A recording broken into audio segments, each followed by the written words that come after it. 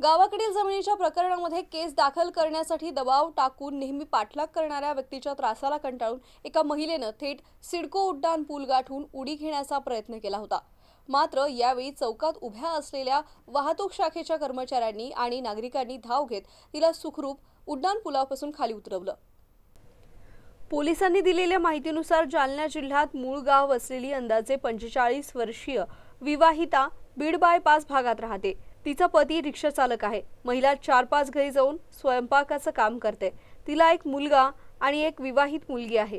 गावाकडे पतीच्या नावावरील सिलिंगची जमीन अनेक वर्षांपूर्वी एका व्यक्तीने नावे करून दिली आहे। मात्र गेल्या 4-5 महिन्यांपासून डोळ्याला गॉगल, तोंडाला रुमाल आणि डोक्याला टोपी घातलेला एक व्यक्ती त्या महिलेचा पाठलाग करतो। एक वेळी तो तिला रिक्षात घेऊन गेला।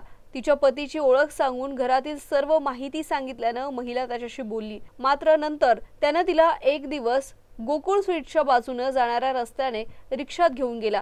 ती जमीन ज्याच्या नावावर तुम्ही केली आहे त्याच्यावर केस करा, नाहीतर तुमचा मर्डर करेल अशी तिला धमकी देण्यात आली। त्यामुळे महिला भयभीत झाली। तेव्हापासून ती गावाकडे गेली तर तो तिथेही येऊ लागला। महिला तणावात गेली, तिला झोप लागेना। पती संशय घेईल याची भीती मनात बसल्यानं ती मंगळवारी थेट सिडको उड्डाणपुलावर गेली। तर त्यावेळी ही महिला बराच वेळ सिडको उड्डाणपुलाच्या बस स्थानकाच्या बाजूच्या दिशेने विजेच्या खांबाला पकडून उडी घेण्याचा प्रयत्न करू लागली।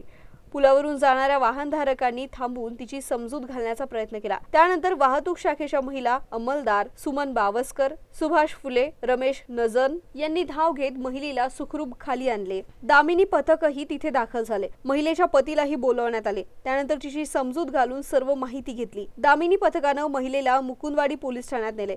पोलीस निरीक्षक सचिन इंगोले यांनी विश्वासात घेऊन चौकशी केली। मात्र तिच्या माहितीत विसंगती आढळून येत असल्यानं अखेर अज्ञाताविरोधात NC दाखल करण्यात आली आहे।